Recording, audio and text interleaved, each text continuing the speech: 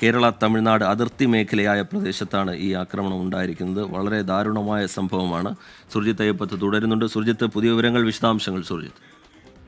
റിജിത്ത്, ഇവർ ഈ അയ്യങ്കൊല്ലി, അതായത് തമിഴ്നാടിന്റെ ഭാഗമാണ് ഈ അയ്യങ്കൊല്ലി, ആ ഭാഗത്ത് നിന്ന് വിരുന്നിന് വന്ന ആളുകളാണ് എന്നുള്ള തരത്തിലുള്ള വിവരമാണ് നമുക്ക് ലഭ്യമാവുന്നത്. അതായത് ഊട്ടിയിലേക്ക് പോകുന്ന റോഡിൽ നിന്ന് വലത്തോട്ട് തിരിയുമ്പോൾ ആ റോഡ് എന്ന് പറയുന്നത് പൂർണ്ണമായും വനമാണ്. ആ വനത്തിൽ നിരന്തര കാട്ടാനകൾ ഇറങ്ങുന്ന ഒരു പ്രദേശം കൂടിയാണ്. ജനവാസ മേഖലയോട് ചേർന്ന് കിടക്കുന്ന ഈ പ്രദേശത്താണ് ഇത്തരത്തിലൊരു അതിദാരുണമായ ഒരു സംഭവം ഉണ്ടായിരിക്കുന്നത്. പൂർണ്ണമായും വനം എന്ന് തന്നെ പറയണം. കാരണം ആ വനത്തിനോട് അതിനകത്തുകൂടി വേണം ആ ഉന്നതിയിലേക്ക് പോകാൻ.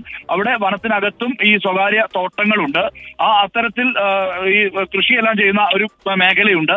തോട്ടങ്ങളല്ല, കൃഷിയെല്ലാം ചെയ്യുന്ന, നേരത്തെ നെൽകൃഷിയൊക്കെ ചെയ്തിരുന്ന ഒരു പ്രദേശമുണ്ട്. ആ പ്രദേശത്താണ് ഇങ്ങനെ ഒരു സംഭവം ഉണ്ടായിരിക്കുന്നത്. പൂർണ്ണമായും ഒരു വനത്തിലൂടെ വേണം ആ മേഖലയിലേക്ക് എത്താൻ എന്നുള്ളതാണ്. നമ്മൾ ഏതാണ്ട് അതിനടുത്ത് എത്തിക്കഴിഞ്ഞിട്ടുമുണ്ട്. ആ പ്രദേശം എന്ന് പറയുന്നത് നമ്മളിപ്പോൾ പോകുമ്പോൾ തന്നെ നമുക്ക് കാണാൻ കഴിയുന്ന ഒരു കാര്യം, പൂർണ്ണമായും വനത്തിലൂടെയുള്ള ഒരു പാതയാണ്. ആ പാത ഒരുപക്ഷെ അയ്യങ്കൊല്ലി ഭാഗത്തു നിന്ന് അവർ ഈ ഇവിടെ ബന്ധുക്കളുടെ അടുത്തേക്ക് വിരുന്നിന് വന്ന ആളുകളാണ് എന്നുള്ള തരത്തിലുള്ള ഒരു വിവരം പോലീസിൽ നിന്ന് നമുക്ക് ലഭ്യമാവുന്നുണ്ട്. മാത്രമല്ല അദ്ദേഹത്തിന്റെ ഭാര്യയെ അന്വേഷിക്കുന്നു എന്നുള്ള തരത്തിലുള്ള വിവരം കൂടി നമുക്ക് പോലീസിൽ നിന്ന് ലഭ്യമാവുന്നുണ്ട്. അല്പസമയം മുമ്പ്, അതായത് ഏതാണ്ട് ഒരു മണിക്കൂർ മുമ്പാണ് ഇങ്ങനെ ഒരു വിവരം വ്യക്തമായിട്ടുള്ളത്. ഇത് എന്താണ് സംഭവിച്ചത് എന്ന് സംബന്ധിച്ചുള്ള കാര്യത്തിൽ വ്യക്തത വരേണ്ടതുണ്ട്. നാട്ടുകാർ ഉൾപ്പെടെയുള്ളവർ ഈ മേഖലയിലേക്ക് എത്തുന്നുമുണ്ട്.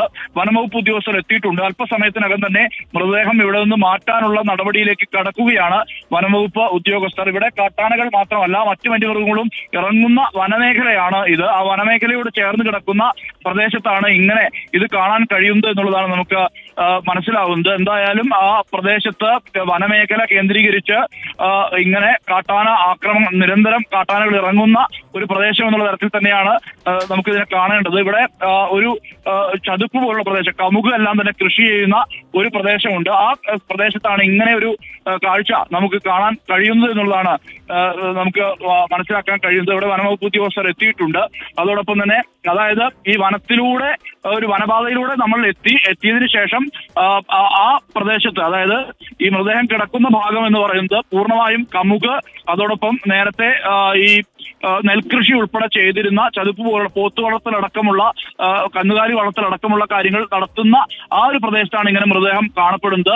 ഒറ്റപ്പെട്ട ഏതാനും കുടുംബങ്ങളുണ്ട്. ആ കുടുംബങ്ങളിൽ ഉൾപ്പെട്ട ആളുകൾക്കാണ് ഇങ്ങനെ ഒരു അവസ്ഥ സംഭവിച്ചിരിക്കുന്നത്. ആ മേഖലയിലേക്ക് വിരുന്നു വന്ന ആളുകളാണ് എന്നുള്ള തരത്തിലുള്ള ഒരു സ്ഥിരീകരണം ഉണ്ടാകുന്നു. നമ്മൾ ആ സ്ഥലത്തേക്ക് അല്പസമയത്തിനകം തന്നെ ഇതുമായി ബന്ധപ്പെട്ട ദൃശ്യങ്ങളടക്കം കാണിക്കാൻ കഴിയുമെന്നുള്ളതാണ് പ്രതീക്ഷിക്കുന്നത്. നമ്മൾ ആ പ്രദേശത്തേക്ക് എത്തിയിട്ടുണ്ട്, രജിത്ത്.